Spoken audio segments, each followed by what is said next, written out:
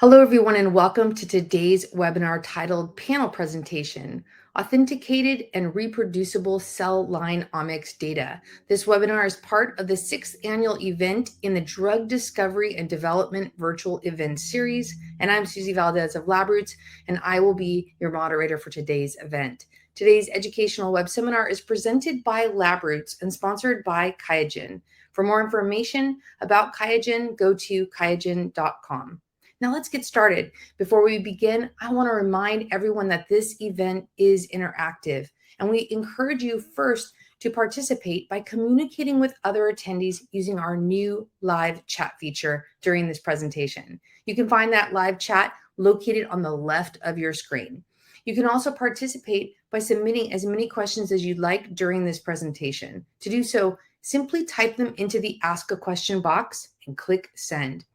If you have any trouble seeing or hearing this presentation, just simply click on that Help Desk button located at the top of your screen within the navigation bar or from the lobby. And finally, you will notice that the sponsor has provided a polling question located to the right of the Ask a Question box, and that polling question will be available during both the live session and the on-demand period. I now want to present today's speakers, Dr. Telmo Henriques and Dr. Jonathan Jacob, and joining them will be Andrew Olson from QIAGEN, who will be moderating the Q&A session and providing additional information. For a complete biography of our speakers, please visit the Presenter tab from the menu at the left of your screen. Thank you, Dr. Henriques and Dr. Jacobs. Mr. Olson, all of you may now begin your presentation. Hello and welcome. My name is Andrew Olson, and I'm the Associate Director for Global Marketing for QIAGEN Digital Insights. Today we have what I think is a very exciting topic to announce and introduce to you. But before we begin, I just want to let everybody know that all participants are in listen-only mode. If you have any questions, please put them in the Q&A, and we'll try to address as many questions at the end of this presentation as possible. And just to be clear, the products that shown here today are intended for molecular biology applications. These products are not intended for the diagnosis, prevention, or treatment of a disease.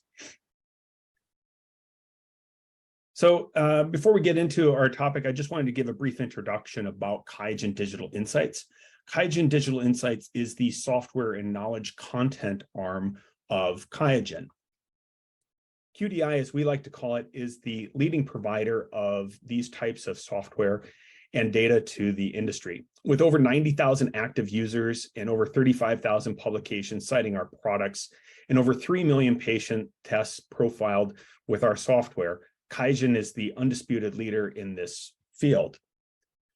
Many of you know QIAGEN for their sample to insight motto, but what does that really mean? We have all of the products that take you from sample collection to preparation to detection to data analysis and interpretation.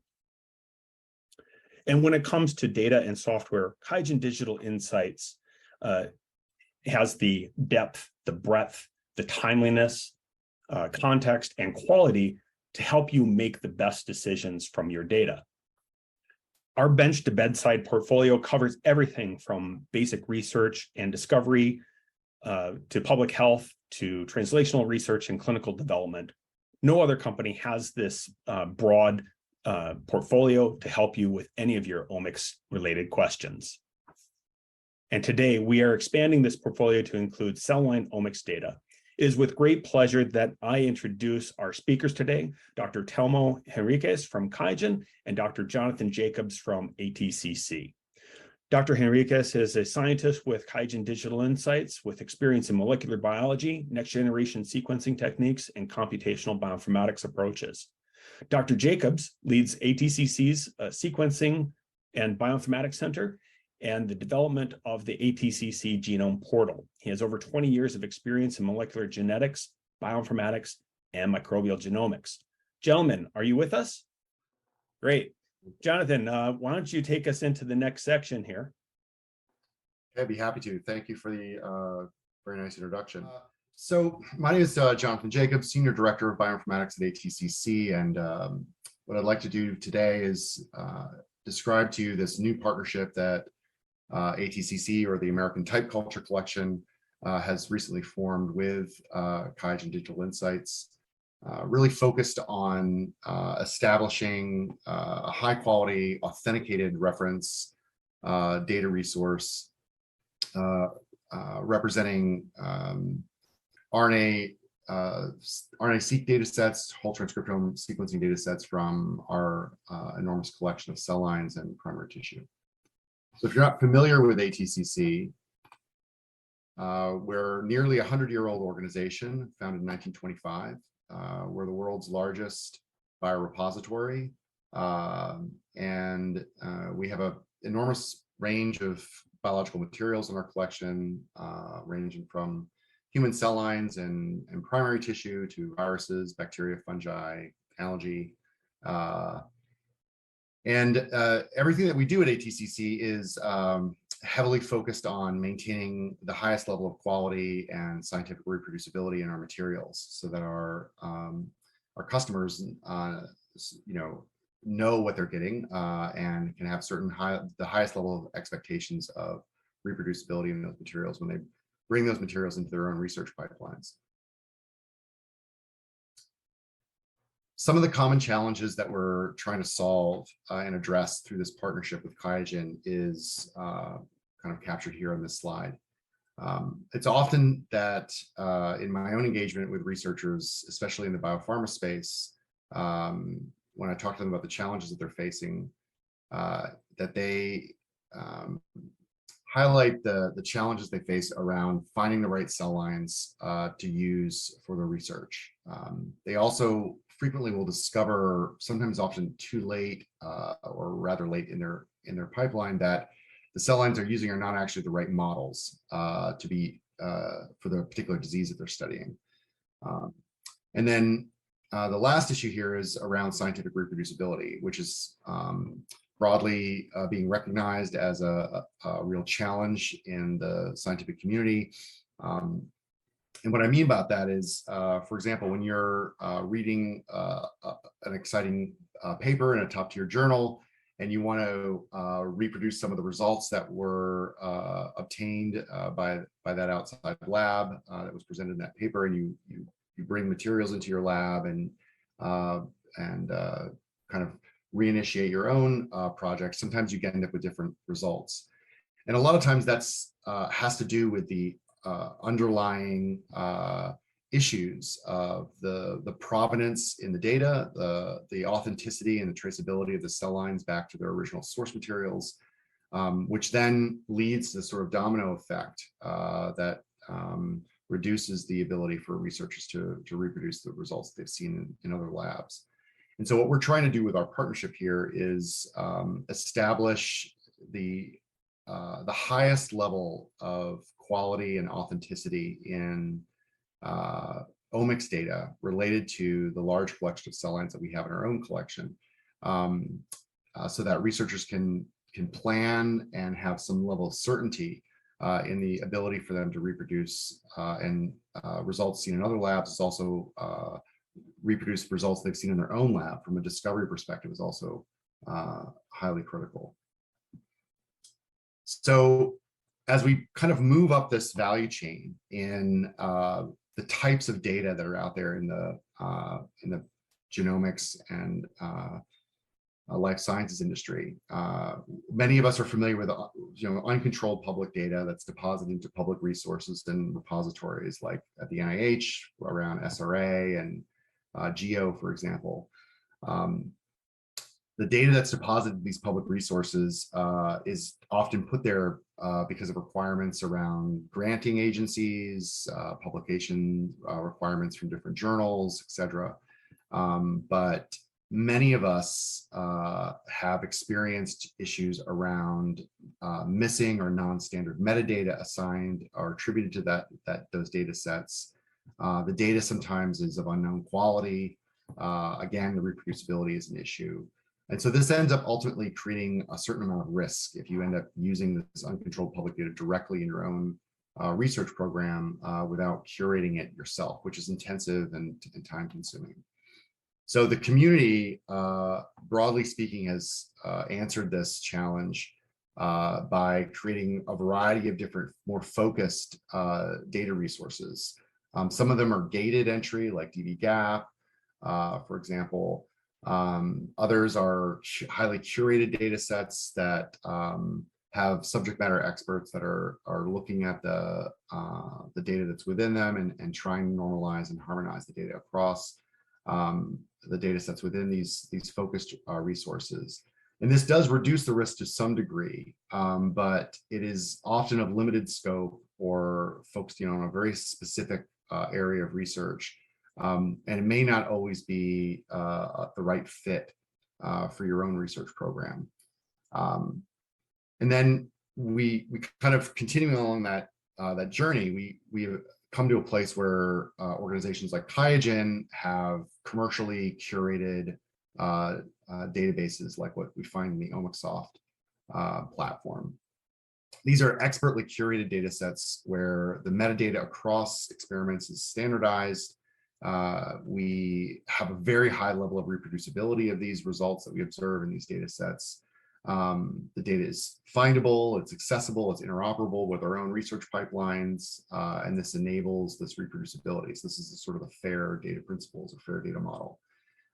This further reduces risks. It produces higher quality results in your own research pipeline, and there's plenty of evidence that this level of curation really adds value to the research pipelines of many researchers. But there's still one sort of bridge to be crossed, which is the authentication of the data itself. There's an often overlooked and but very important aspect of data that's in the public domain is that it's frequently not required to actually for the data to have full provenance back to physical materials that actually sit in a repository that are available for researchers to use. And what I mean by that is that you may see certain data sets or scientific studies that have results that are interesting to you, but the specific cell lines or the specific tissue that was used to produce those results may not necessarily be available. Or if they are available or they're named, it may not be clear like where those materials were actually sourced from. So what we're trying to do with our partnership with QIAGEN is to establish an authenticated omics knowledge base where the data and the physical materials are connected so that you know that if you see a certain transcriptome profile or a certain pathway being activated in a certain cell line or cell type, that those cells that were used to actually produce that data are actually available and can be resourced and brought into your own research program to eliminate any question of the provenance and the traceability of the physical materials, and to also maximize the degree of reproducibility in your own lab. So there are several key features to this partnership and the creation of the ATCC Cell Line Land. This is a large repository, growing repository of authenticated omics data sets that's traceable back to physical materials, I already mentioned. The data production, the curation of the data, and the analysis of that data is all being uniformly standardized through the entire pipeline from the point in which the tube is taken out of our biorepository and brought into our wet laboratories, all the way through to sequencing and bioinformatics. Again, this maximizes our scientific reproducibility, and it provides researchers with an end-to-end data provenance for genomics data. I would venture to say that this is actually the first time this sort of full traceability of accessible data sets has been available to the scientific community. And I'm really looking forward to this program as we continue to grow the content within the ATCC Cell Line Land moving forward. In our collection, we have a number of different sources of the data out of our biomanufacturing organization. We have a number of ongoing R&D comparative transcriptomics projects, as well as customer-sponsored projects that use authenticated cell lines from our repository. All of our materials used to for the content in the ATCC Cell Line Land, all of these cell lines are being grown up and QC'd using our defined cell culture protocols, ATCC defined media. We have a standardized process for RNA extraction and sequencing for RNA-seq. And our bioinformatics and downstream curation process has also been standardized in partnership with QIAGEN. So what's in our collection? We have over 3,000 authenticated mammalian cell lines that are in ATCC's biorepository, including genetically engineered cell lines, primary cells, stem cells, iPSC, derived cells, a very large collection of H-tert immortalized cell lines, and as well as 2D and 3D organoid models representing a range of vertebrate species, cell types, tissues, and diseases.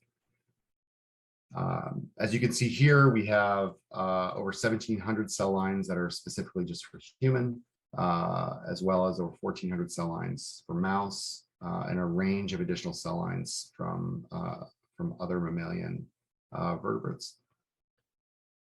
For our human cell lines, our collection represents over 400 different disease types, and it's actually in total, it turns out to be over 2,100 cell lines in total when you bring the primary tissue in as well.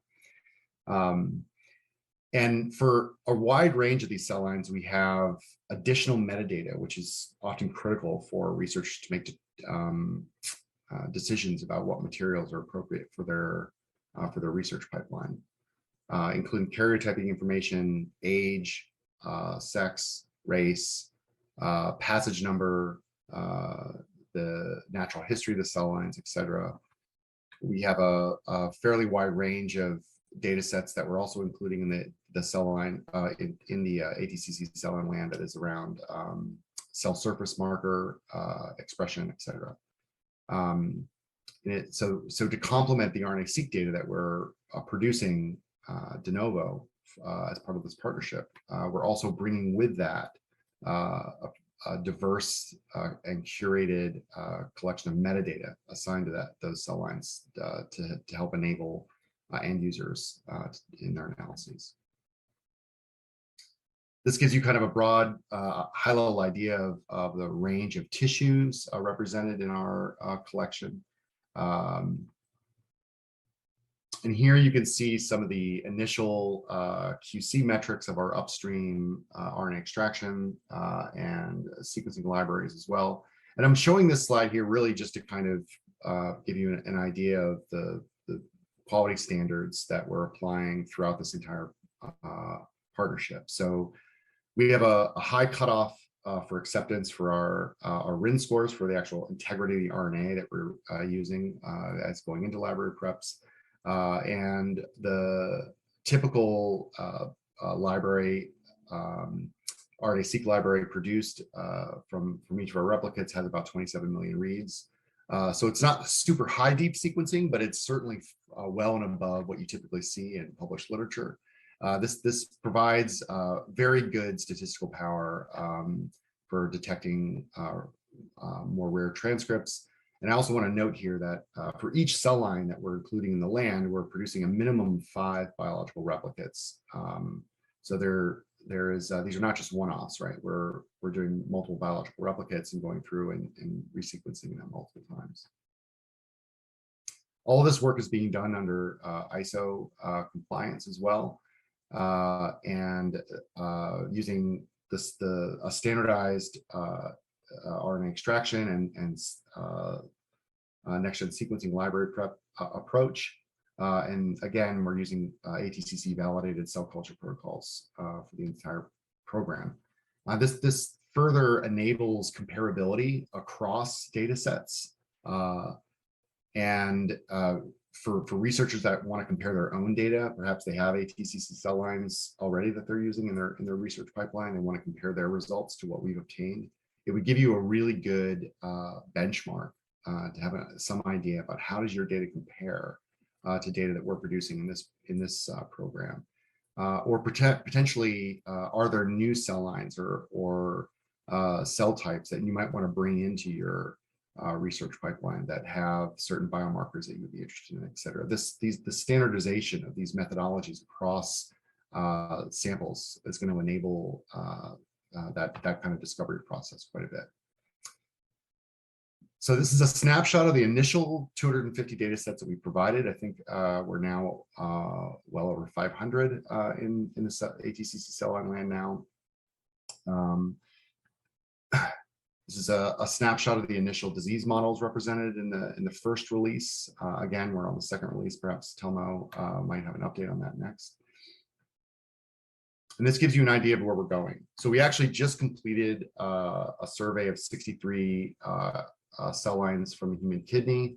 And there's about a dozen or so cell lines also from mouse kidney tissue as well. That's going to be included in that data set. That data will be part of the next release of the ATCC Cell Line Land. We'll be presenting some of these results at an upcoming conference as well. And then early next year, we're going to be digging into the immuno-oncology space and specifically looking at sort of blood as an organ. ATCC has over 100 cell lines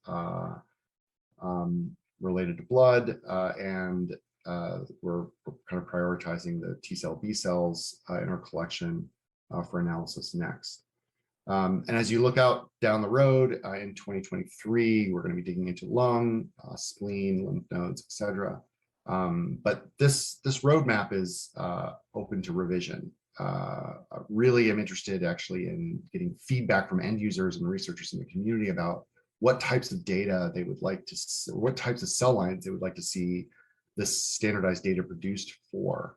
And so I really encourage the community to reach out and engage with us, become a partner in helping drive the priorities of which materials we sort of put at the front of the queue. And that's, I think, a key point of this this partnership is working with QIAGEN, is that we'll be able to help drive the prioritization as well with customers. So again, the ATCC cell biology portfolio has over 5,000 cell lines in it.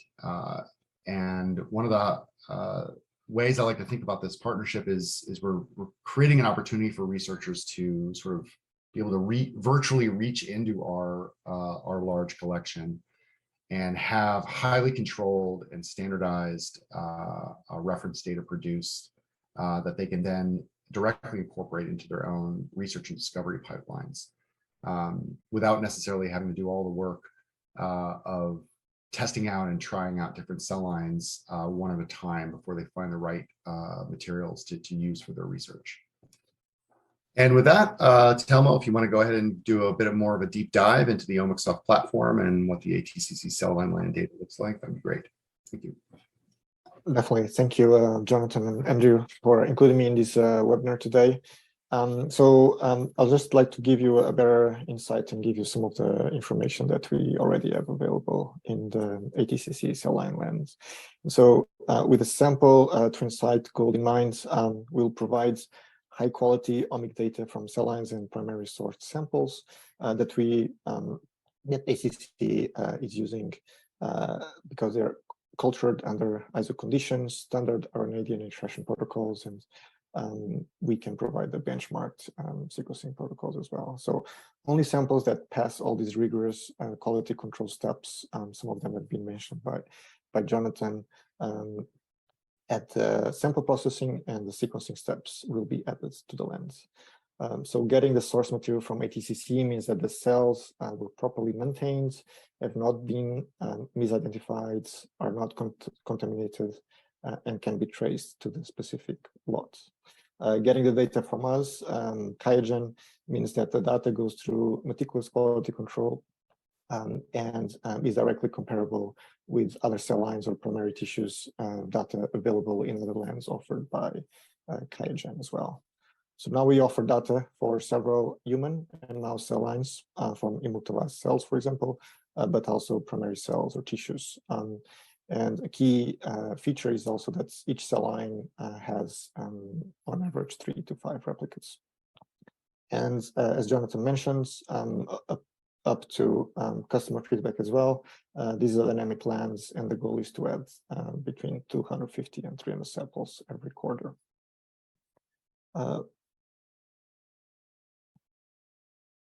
The users will be able to access the this data through multiple ways, either through the Omics Hub Studio GUI interface. We also have kind of a trimmed down, more user-friendly version of the land in the Land Explorer, but we also can provide flat file exports, and the data can also be accessed through the R and Python APIs that are accessible through Omicsoft. And so one of the most common questions in which cell lines can be chosen to select or can be used for an experiment is by first asking, in which cell line is my gene of interest expressed, or genes of interest. And so here we're showing you the KRAS expression in multiple cell lines, and on the x-axis we have the FPKM values.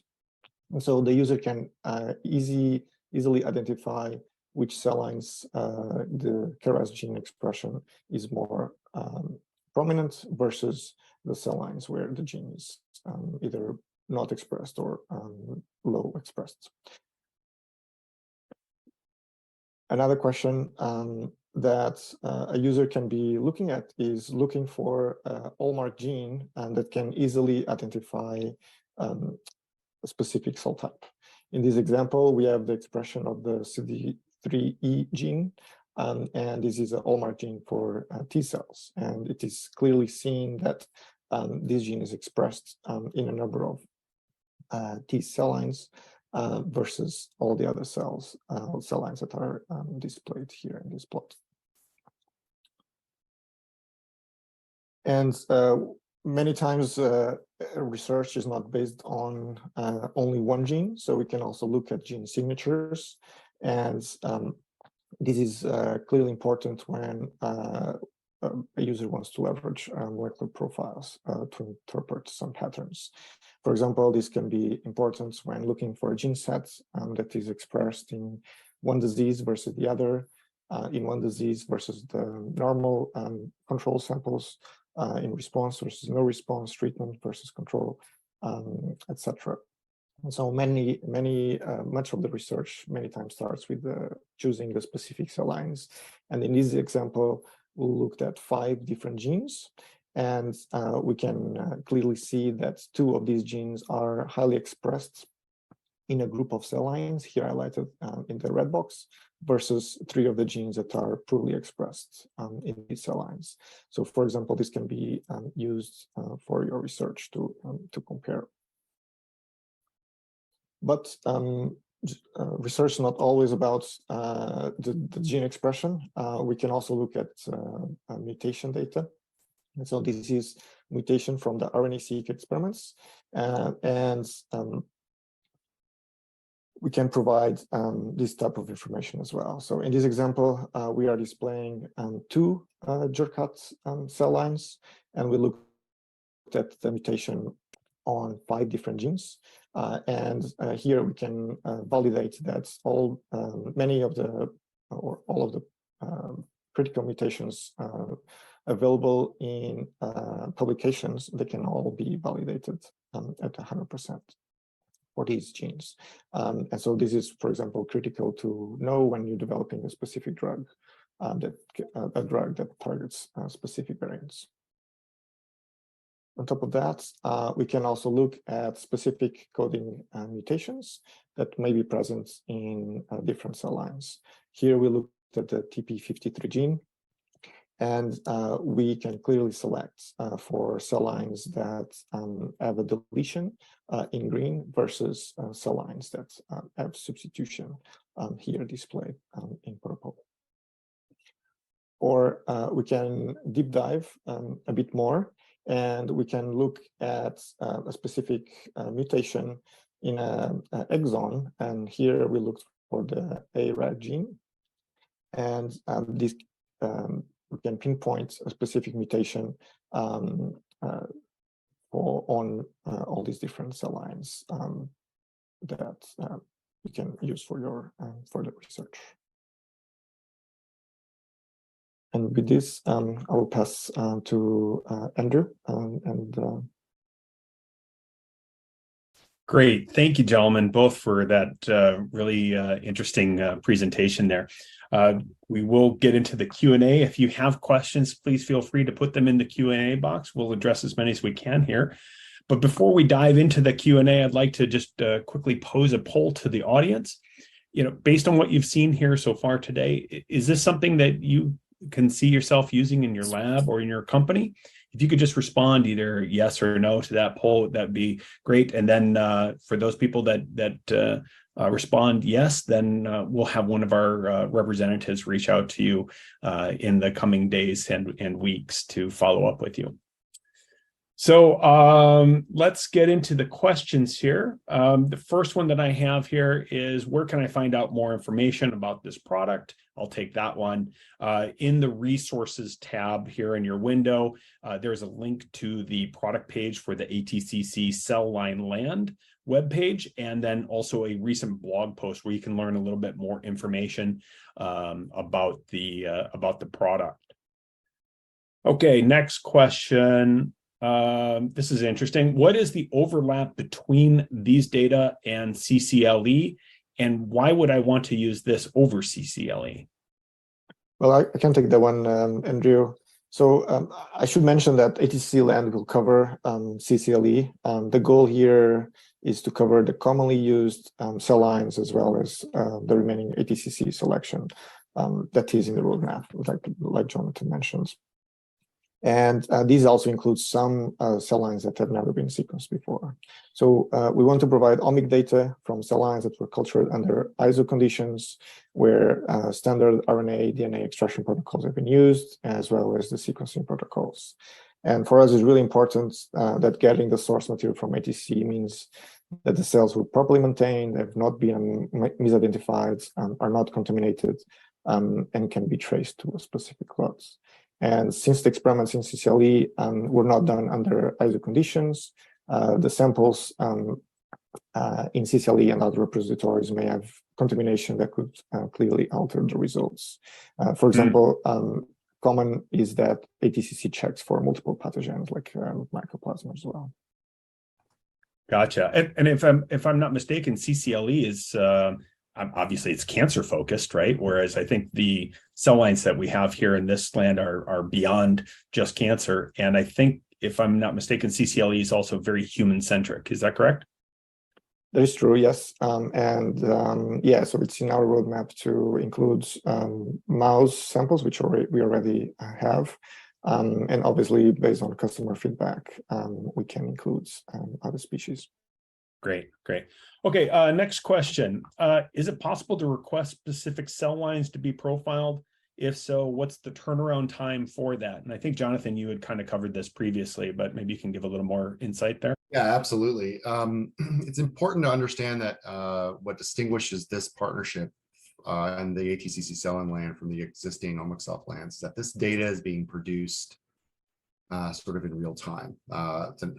My lab, we're producing the data in response to the needs of the research community, according to our quality metrics and standards and processes. So a customer that comes on board and gets access to the cell line land can work with QIAGEN. And there is a model where they can actually request specific cell lines to be sequenced if they're in our collection. My team will go ahead and grow them up, and we probably will have the data available within 30 to 60 days. But I want the data to be ready as quickly as possible for the end users, because the goal for me is to make sure this data is in their hands and having an impact on their work. So yeah, definitely. Well, and I think, Telmo, maybe you have some insight. My understanding is that for the land itself, we're updating the data on a quarterly basis. So, maybe the ATCC turnaround time is 30 to 60 days, but then it still has to go through our QC check and then inclusion into the data set probably on that quarterly basis. Is that accurate? Yeah. So that will come, in the 60 to 90 days quarter kind of idea, right? Gotcha. Okay, but still pretty rapid turnaround, I would think. Probably, exactly. Yeah, that's great. Next question that we have here is, do you offer HLA typing information? I'll just touch on that briefly. Certainly the type of sequencing that we're doing would enable us to do HLA typing. And that's a capability that is present within the lands. We're not currently doing that routinely on all the data sets that we process, but correct me if I'm wrong, but my understanding is that it's certainly something we could kind of flip the switch on and make those analyses available. Definitely, totally agree. The data you are producing allows us to include that in the lens. Currently, as you mentioned, we're not doing that, but it's something we can definitely. Gotcha. So maybe it'll be a future update. It sounds like that we can do depending on customer demand, all that kind of stuff. So if you have a need for that, please let us know and we can look at that. So great. Let's move on to the next question. If we have a cell line that we're working with, not necessarily from ATCC, can we request that to be profiled and included? It depends. I guess I would say for many cell lines that we have in ATCC's collection, they're also identically named cell lines, which are often from the same lineage that are available through other commercial vendors and other cell culture collections. So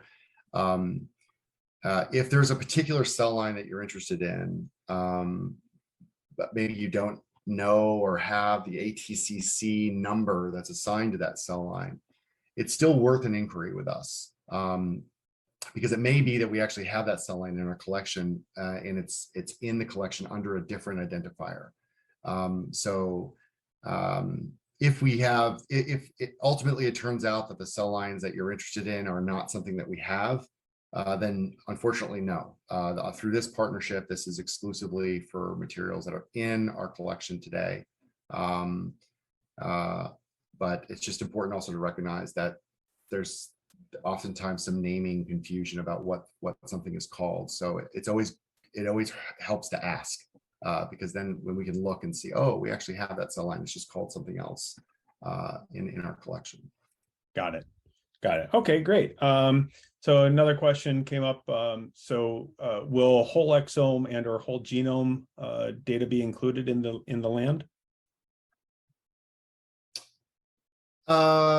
It could be. Currently, we're doing RNA-seq. We had to start somewhere, and the majority of the data that's in the lands in the other lands today is transcriptome data. So we decided to go with that as a first pass. I think for certain customers, or if there's a kind of critical mass of customers that are interested, for example, in whole exome sequencing data for a certain type of tissue or certain collection of cells, I would welcome the opportunity to discuss further producing that data. There's certainly no reason why we can't include that data in future releases of these lands. The omics platform, my understanding is, supports it. So yeah, it's not currently something we're doing, but it doesn't necessarily mean it couldn't be on our roadmap, or we could prioritize that. Gotcha. The questions keep pouring in here. Is this limited to human and or mouse? It's currently human and mouse. That's right. There has been some discussion about other vertebrates. As I've covered in my presentation, there's a pretty wide range of cell lines in our collection that are other mammalian species, for example. Folks that might be in the bioproduction space, we have all of the top cell lines that are used for biologics and antibody production. So that would be something that would be interesting to look at. Gotcha. Let's see here. Let's prioritize. As additional passages are generated, will the data profiles get updated? That's certainly something that we can do. Now, the way that ATCC does our biomanufacturing processes is that this data is coming out of the materials that are in our inventory. We typically do not serially passage cell lines for bioproduction purposes. We go back to our master cell banks and replenish our inventory stocks from our master cell banks. So the passage numbers it's essentially like a sister lineage, but it's the same passage number, right? Okay. So yeah. Okay. Let's see. What's the sequencing platform that's being used? Illumina? Yes, we're using Illumina. Okay. We're running everything on a NextSeq 2000 platform. Good. All right. And then we got just a couple more questions here. It looks like that we'll be able to address here. Will you be producing scRNA-seq, so single cell RNA-seq data? We have a pilot project in-house to do single cell RNA-seq. It's the value of doing that with immortalized cell lines is maybe questionable, but for primary tissue, which is definitely on our roadmap, once we get to looking at the primary cells that we have in our collection, then we're going to be looking at the feasibility of doing single cell sequencing. For anyone that has been involved in single cell sequencing, you probably know that the cost to produce that data is significantly higher than it is for RNA-seq. So for my own lab and our budget, we're a nonprofit, so we're trying to do this as effectively as possible. It's something I want to do. So if there's interest in that, and a customer that says interested, I think they should reach out. I'd love to have a discussion with them. Yeah. We'll take one last question here. That is, maybe this is more for Telmo. How many genes can be used to query for a gene signature in the land? We advise to use up to 100 for kind of time, but up to 500 can be queried. Wow, that's quite. I mean, I think your example was only like, I don't know, a few genes, right? So yeah, that's yeah, really exactly. quite extensive. That's great. Yeah. Okay, well, again, I'd like to thank our speakers today, Jonathan and Telmo, for joining us, and thank all of you for joining us today in this presentation. I'm sorry if we didn't get to your question, but we will capture those. And if you said that you were interested in having some more information about this, or you could see using this, one of our reps will be able to follow up with you, and maybe we can address your questions at that time. So at this point, that concludes today's webinar. And thank you for joining us, and have a great day. Thank you. Thank you.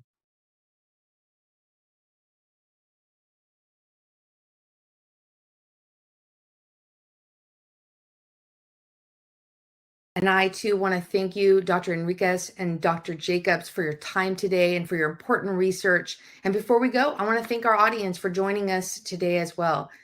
Also, I'd like to thank our sponsor, QIAGEN, for sponsoring today's webinar. Questions submitted today and during the on-demand period will be addressed by our speaker via the contact information you provided at the time of registration. And this webcast can be viewed on demand for 2 years until February 22nd, 2025. LabRoots will alert you via email when it's available for replay. We encourage you to share that email with your colleagues who may have missed today's live event. Until next time, take care, everyone. Bye-bye.